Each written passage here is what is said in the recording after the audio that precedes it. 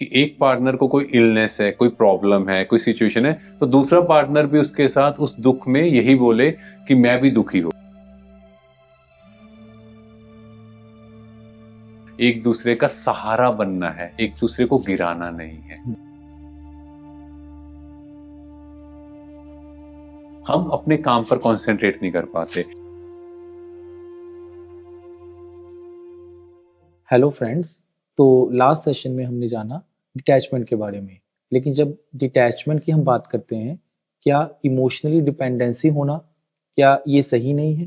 क्या डिटैचमेंट होने का मतलब ये होता है कि रिश्तों में अलग अलग होना? इसके बारे में जानेंगे हम डॉक्टर हिमांशु से। ओम शांति डॉक्टर साहब। Om Shanti, thank you. तो जैसे हमने पिछले सेशन में भी बात की डिटैचमेंट, तो डिटैचमेंट का मतलब लोगों को क्या लगता है कि हस्बैंड वाइफ हैं, कोई बॉन्डिंग नहीं, बिल्कुल इमोशनलेस हो जाए।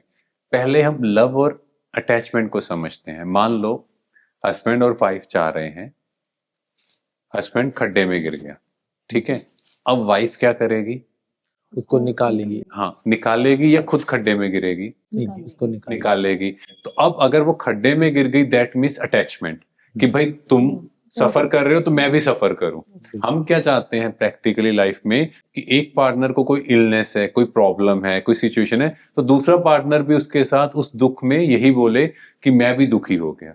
अगर दोनों ही लो एनर्जी में आ गए, कैसे रिलेशन चलेगा, कैसे वो सरवाइव करेंगे? सो डिटैचमेंट मीन्स कि देखो ये गिर गए हैं, now it's my duty to uplift them. और वो कब होगा? जब एक हाई एनर्जी में होगा, तभी वो दूसरे को मोटिवेट करके निकाल पाएगा। तो हम लोगों को क्या लगा कि भाई एक दूसरे पे इमोशनल बॉन्डिंग हो, एक दूसरे का सहारा बनना है, एक दूसरे को गिराना नहीं है। सो हैंडल करना है। यस, सो डिटैचमेंट मीन्स मैं दूसरे की हेल्प कर रहा हूं बट डिटैच होके, दैट ही और she is playing her role. या इसको हम एक और ब्यूटीफुल एग्जांपल से समझ सकते हैं। मान लो मुझे एक किताब पढ़नी है, मैं इस डिस्टेंस पे पढ़ूंगा तो I would be able to read, और यहाँ पे पढ़ूंगा तो I would not be able to read. So this is attachment and this is detachment. तो राइट डिस्टेंस जरूरी है। इसीलिए आजकल आप देखते हो घरों में कोई प्रॉब्लम होती है तो वो दूसरे पड़ोसी के पास जाते हैं और बहुत अच्छी सजेशन देते हैं। वो कहते हैं वाह क्या बात है, और अपने घर में उनके सेम प्रॉब्लम होती है तो अटैचमेंट, तो वो कहते हैं नहीं नहीं मैं नहीं हैंडल कर सकता। सो इसीलिए एक दूसरे पर इमोशनल डिपेंडेंट जो कह रहे हैं उसको पॉजिटिव सेंस में लेना है कि एक को कोई प्रॉब्लम, दूसरे को उसको अपलिफ्ट करना है। ठीक है, अगर वो दुखी है तो साथ में हम भी कहेंगे मैं भी दुखी हूँ, है ना? नहीं तो नॉर्मली यही होता है कि यस। और इसमें भी एक और चीज है। मान लो आप दोनों की आपस में थोड़ी सी आज तो मैं हो गई सुबह, और थोड़ा सा नेगेटिव माहौल हो गया। अब हस्बैंड काम पर जाएगा या आप घर पे काम करोगे, पूरा दिन मन ही नहीं लगेगा, बिकॉज इमोशनल माइंड इतना एक्टिव हो चुका है। बिकॉज हमारी जो प्रोग्रामिंग है वो भी बहुत इमोशनल माइंड की है, या हम कहीं limbic area too much emotional. और जैसे ही ये एक्टिव होता है, मेरा सबकॉन्शियस माइंड भी एक्टिव हो गया, मुझे पास्ट की सारी चीजें याद आएंगी। पता है इसने मेरे साथ ऐसा किया, तो पता नहीं ये किया होगा। ये जहां जा रहा है कुछ नेगेटिव ना कर ले, तो सारा माइंड इतना नेगेटिव हो जाता है। उस नेगेटिविटी में हम अपने काम पर कॉन्सेंट्रेट नहीं कर पाते, और घर आते हैं फिर अगेन लड़ाई करेंगे और कहेंगे सुबह से मेरा काम में मन नहीं लगा, आज मैं 10 लोगों से लड़ के आया हूं, है ना? तो फिर क्या होगा? फिर बैठेंगे, फिर रात को सॉर्ट आउट करेंगे।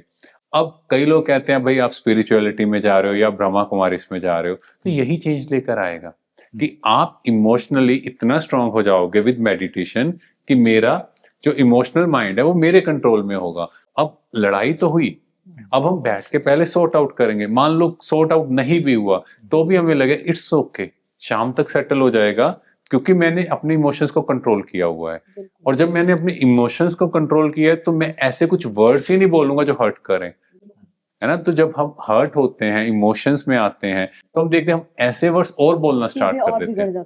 यस, और सारे फ्रेंड रिलेटिव्स को फोन करके बताएंगे पता है इसने ऐसे ऐसे किया। नेक्स्ट डे वो आपको रिमाइंड कराएगा, अच्छा तुम्हारा सुलह होगी, आप कहोगे अच्छा वो तो छोटी सी बात थी। वो कहेंगे बात तो तुम ऐसे कर रहे थे कि डिवोर्स ही ले लेते हैं, है ना? तो इसीलिए मतलब मुझे इमोशंस पर कंट्रोल करना सीखना है, इमोशनली एक दूसरे को सपोर्ट करना है, बट किसी पर डिपेंडेंट नहीं होना।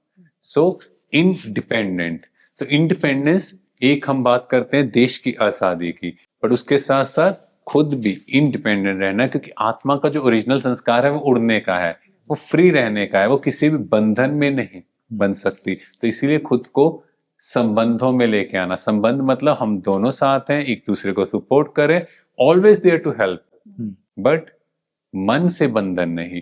ये ऐसे करेगा तो मैं खुश होंगी, ये ऐसे करेगा तो मैं ऐसे फील करूंगी, नहीं। मन का पंछी फ्री रहना चाहिए। यस, तो आजाद होकर हम एक दूसरे की हेल्प करेंगे तो उनको भी लगेगा यस, ये स्पिरिचुअल जो अपलिफ्टमेंट हुई है ये हम दोनों के लिए अच्छी है, और उससे कहीं ना कहीं आपका टाइम, एनर्जी भी बचेगी। ये चीजें बचेंगी तो आपका धन भी बचेगा, बिकॉज आप धन कमा नहीं पाओगे, तो ऑटोमेटिकली आपका हर तरफ से फायदा है। सो बीइंग अ बिजनेसमैन, आपको पता है कि जो चीज फायदे की होती है उसको लाइफ में अप्लाई कर लेना चाहिए। बिल्कुल, थैंक यू डॉक्टर साहब। Thank you. ओम शांति ब्रदर। तो अभी हमने ये जाना, डिटैचमेंट के बारे में जाना कि डिटैचमेंट कोई बुरी चीज़ नहीं है। डिटैचमेंट का मतलब ही क्या होता है कि हमें एक दूसरे को कैसे पर्सनली और प्रोफेशनली अपलिफ्ट करके चलना है, उसी से हमारे रिश्ते जो होते हैं वो सुंदर होते हैं। Thank you.